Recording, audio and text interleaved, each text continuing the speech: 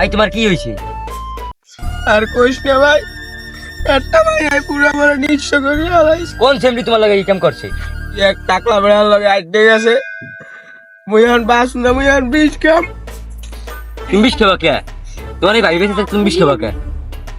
তুমি 2 মিনিট বউ, 5 মিনিট আইতে।